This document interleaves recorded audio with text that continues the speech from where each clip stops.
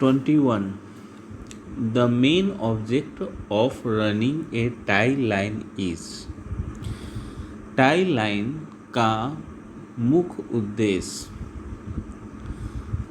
इसका answer B होगा, to take details of nearby objects. चलिए इसको और इसके साथ कुछ और सर्वेइंग टर्म को समझते हैं। पहला, main station. Main station chain survey में एक पॉइंट है जहां एक ट्रैवर्स के दो साइड या दो ट्रायंगल मिलते हैं। ये स्टेशन की बाउंड्री को नियंत्रित करते हैं और उन्हें कैपिटल लेटर ए, बी, सी आदि से डिनोट करते हैं। टाई स्टेशन और सब्सिडरी स्टेशन। टाई स्टेशन दो मेन स्टेशन को मिलाने वाली सर्वे लाइन पर एक स्टेशन है। ये सर्वे किए जाने वाले एरिया के इंटीरियर डिटेल का पता लगाने में सहायक होते हैं और इन्हें स्मॉल लेटर ए, बी, सी आदि से डिनोट करते हैं। तीसरा, मेन सर्वे लाइन। दो मुख्य सर्वे स्टेशन को मिलाने वाली chain line main survey line कहलाती है। ए बी और B D main survey line के उदाहरण हैं। टाई लाइन और सब्सिडरी लाइन। दो टाई स्टेशन को मिलाने वाली चेन लाइन को टाई लाइन कहा जाता है, जैसे ए बी और सी डी। इसे एक्सिलरी लाइन भी कहते हैं। ये इंटीरियर डिटेल का पता लगाते हैं और मेन सर्वे लाइन से दूर होते हैं। पीछे दिखाया गया क्वेश्चन इसी टर्म से रिलेटेड है।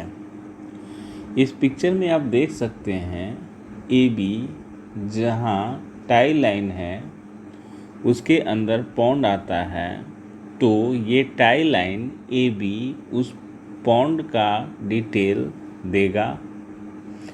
वही सी डी दूसरा टाई लाइन है जो वेल का डिटेल बताएगा। यदि इसके अंदर बिल्डिंग होती तो वो बिल्डिंग का डिटेल बताता, या फिर कोई और स्ट्रक्चर जो इसके अंदर होता, जो इसके नज़दीक लाई करता, वो इसका भी डिटेल बताता। 5. Base line. यह एक फेयरी ग्राउंड पर लॉन्गेस्ट मेन सर्वे लाइन है जो कि एरिया के सेंटर से होकर गुजरती है। यह सबसे इम्पोर्टेंट लाइन है क्योंकि अन्य सभी सर्वे लाइन की दिशा इस बेस लाइन के रिस्पेक्ट में निश्चित होती है। छठा, चेक लाइन या प्रूफ लाइन। एक लाइन है जो फील्ड वर्क की एक्यूरेसी के जांच के लिए होता है। चेक लाइन की मेजर्ड लेंथ और कंप्यूटेड वैल्यू एक ही होना चाहिए। ए डी चेक लाइन का एक उदाहरण है। 7वां, ऑफसेट। यह सर्वे लाइन या चेन लाइन से ऑब्जेक्ट का डिस्टेंस है। यह परपेंडिकुलर या ऑब्लिक हो सकता है। 8वां, चेन एज। यह स्टार्टिंग पॉइंट से एक वेल डिफाइंड पॉइंट की दूरी है। इन सारे पॉइंट के डिस्कशन के बाद हम यह कह सकते हैं कि the main object of running a tie line is to make detail of nearby objects. 22वां, वह कौन सा ऑब्स्टेकल है जिसमें चेनिंग तो हो सकती है पर रेंजिंग नहीं? इसका राइट आंसर ए रिवर है। चलिए इसे डिटेल में समझते हैं। Obstacles to chaining. डिस्टेंस के मेजरमेंट में चेनिंग और ऑफसेट बनाना शामिल है। मेजरमेंट के दौरान यह प्रैक्टिकली असंभव है कि हम सारे के सारे चेन लाइन को स्ट्रेट लाइन में डालें, कारण कि फील्ड में चेनिंग और रेंजिंग करते समय बहुत सारे ऑब्स्ट्रक्शन का सामना करना पड़ता है। यहाँ सर्वेयर को ज्योमेट्री और ट्रिग्नोमेट्री प्रिंसिपल का अच्छा नॉलेज होना चाहिए ताकि वह फील्ड के प्रॉब्लम को आसानी से सॉल्व कर सके। ऑब्स्टेकल को दो भागों में डिवाइड किया जा सकता है। पहला, ऑब्स्टेकल टू मेजरमेंट। यह ऑब्स्टेकल रेंजिंग को अफेक्ट नहीं करता पर चेनिंग को अफेक्ट करता है। यहाँ हम ऑब्स्टेकल के पार देख सकते हैं, जैसे पॉन्ड, रिवर्स आदि। दूसरा, ऑब्स्टेकल्स टू अलाइनमेंट। यह ऑब्स्टेकल वह है जो रेंजिंग और चेनिंग दोनों को अफेक्ट करता है। यहाँ हम ऑब्स्टेकल के पार नहीं देख सकते हैं, जैसे बिल्डिंग, हाउस, स्टैक्स आदि। यह ऑब्स्टेकल टू अलाइनमेंट के नाम से जाना जाता है। इस शीट में ऑब्स्टेकल टू मेजरमेंट्स का एग्जाम्पल देखेंगे। एग्जाम्पल 1, यहाँ ABCD एक चेन लाइन है जो पॉन्ड के द्वारा ऑब्स्ट्रक्टेड किया जा रहा है। यहाँ प्रॉब्लम यह है कि BC के लेंथ को मेजर कैसे किया जाए। इस प्रॉब्लम को सॉल्व करने के लिए हम BC के अलाइनमेंट का पता करेंगे और BC पॉइंट को मार्क करेंगे। यहाँ AB और CD किसी भी लेंथ का हो सकता है। अब C से F के तरफ और B से E के तरफ चेनिंग करेंगे, जहाँ CF परपेंडिकुलर होगा DC के और BE परपेंडिकुलर होगा AB के।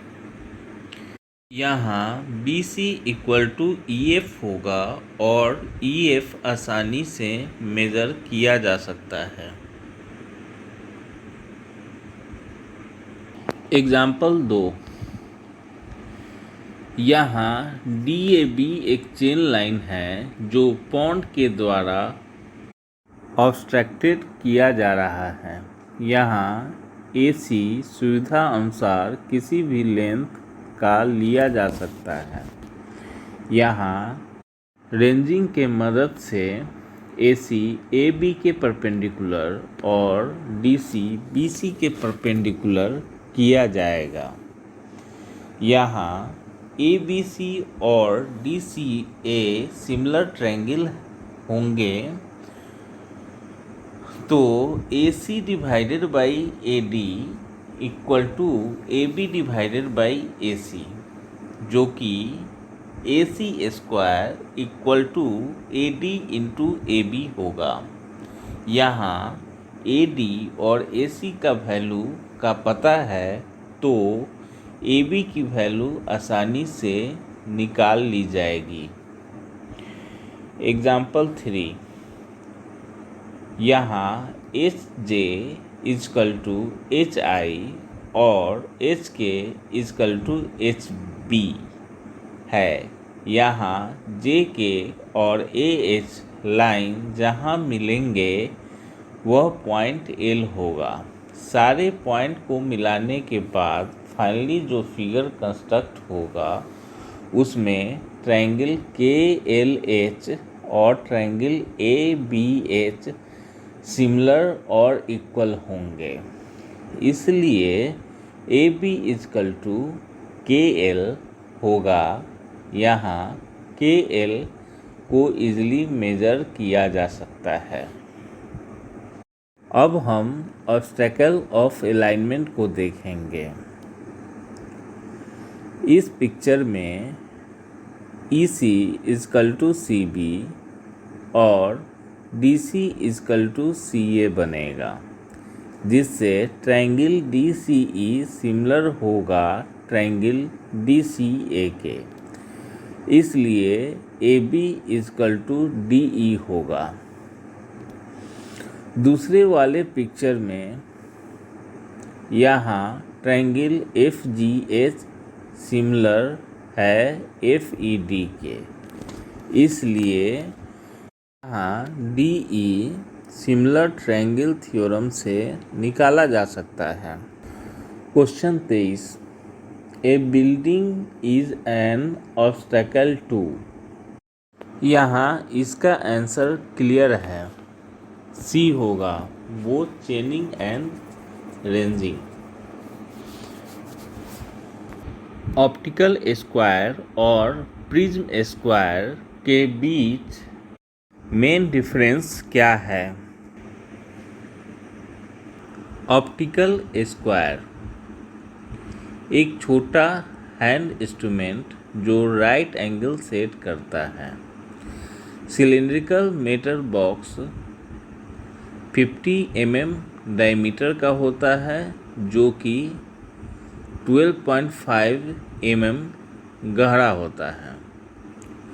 यहाँ सिलिंड्रिकल बॉक्स के सरकमफ्रेंस पर दो एपर्चर C' और D' है, जो कि एक दूसरे के राइट एंगल हैं।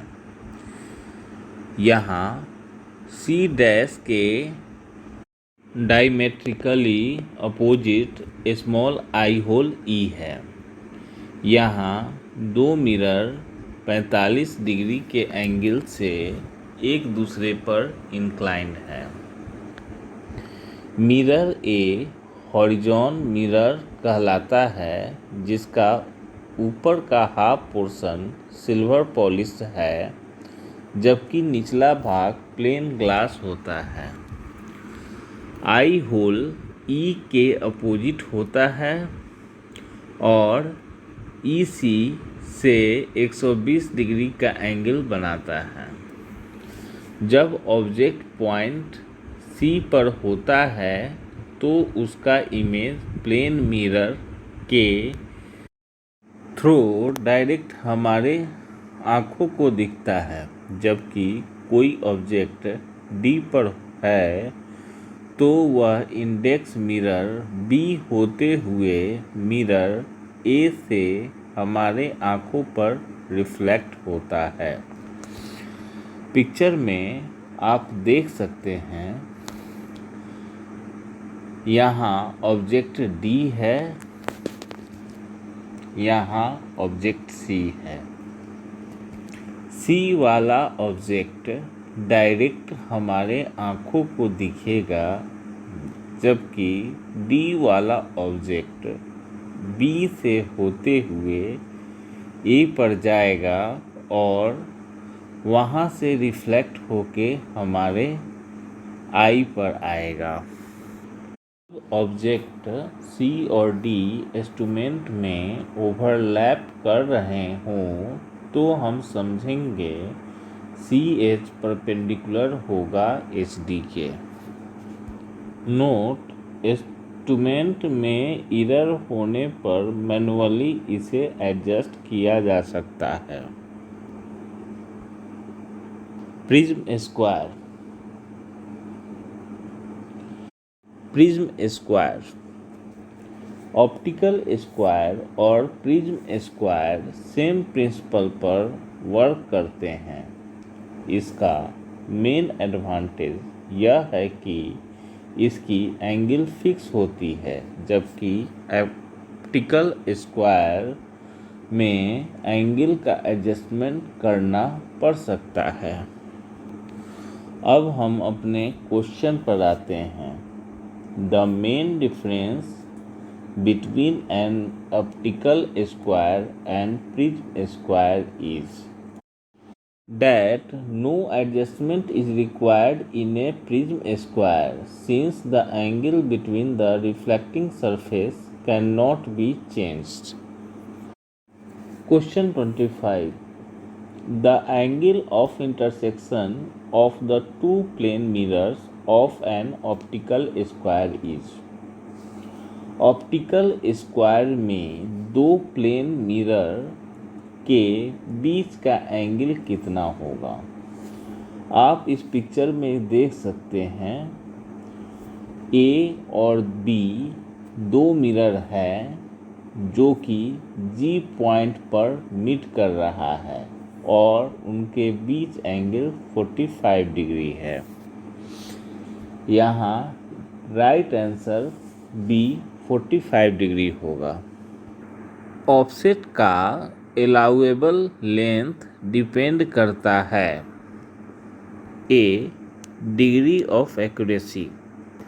यदि डिग्री ऑफ एक्यूरेसी में एरर होगा तो ऑफसेट उसका गलत होगा।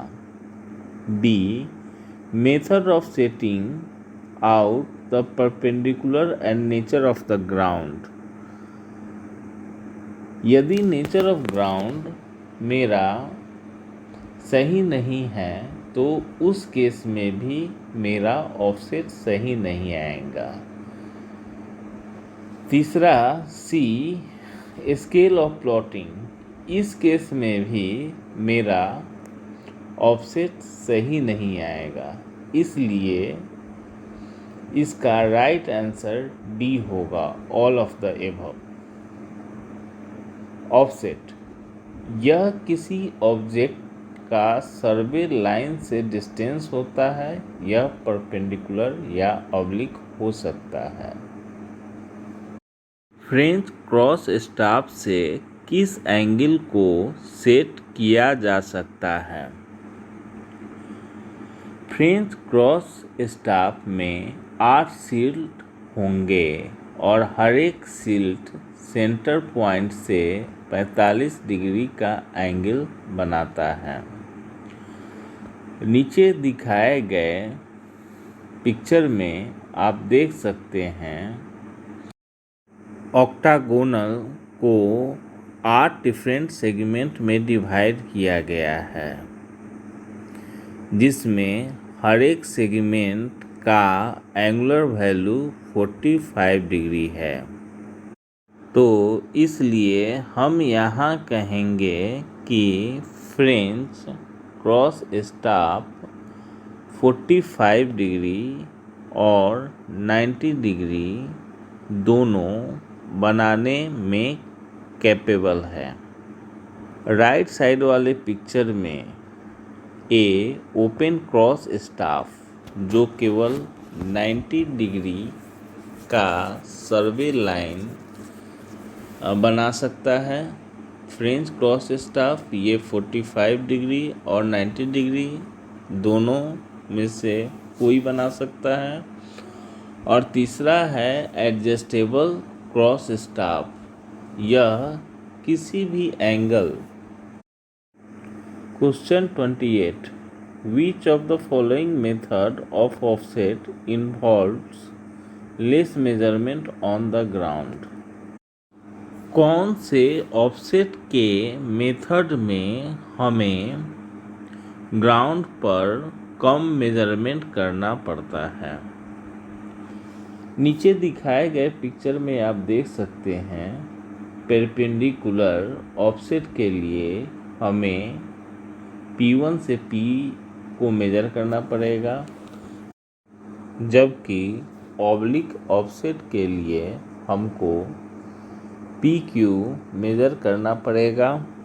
यदि हम मेथड ऑफ टाई की बात कर रहे होते हैं तो इसमें डबल ऑब्लिक मेजरमेंट करना पड़ेगा। तीनों में यदि हम ध्यान दें तो मेरा सबसे छोटा मेजरमेंट P1P होगा, तो इसलिए राइट आंसर इसका A होगा, method of perpendicular offset. 29. The permissible error in chaining for measurement with chain on rough or hilly ground is. Right answer B, 1 in 250. The correction for sag is. सैग के कारण chain का length छोटा होगा, मतलब यदि हम 20 metre का measurement लेते हैं तो वह 20 मीटर 100 हो सकता है, जो कि एक्चुअल लेंथ से 100 mm ज़्यादा होगा। इसलिए वापस इसे 20 मीटर लाने के लिए मुझे 100 mm 20 मीटर 100 से घटाना होगा, जो कि सब्सट्रैक्टिव होगा। इसलिए इसका right answer B, always subtractive होगा। Thank you.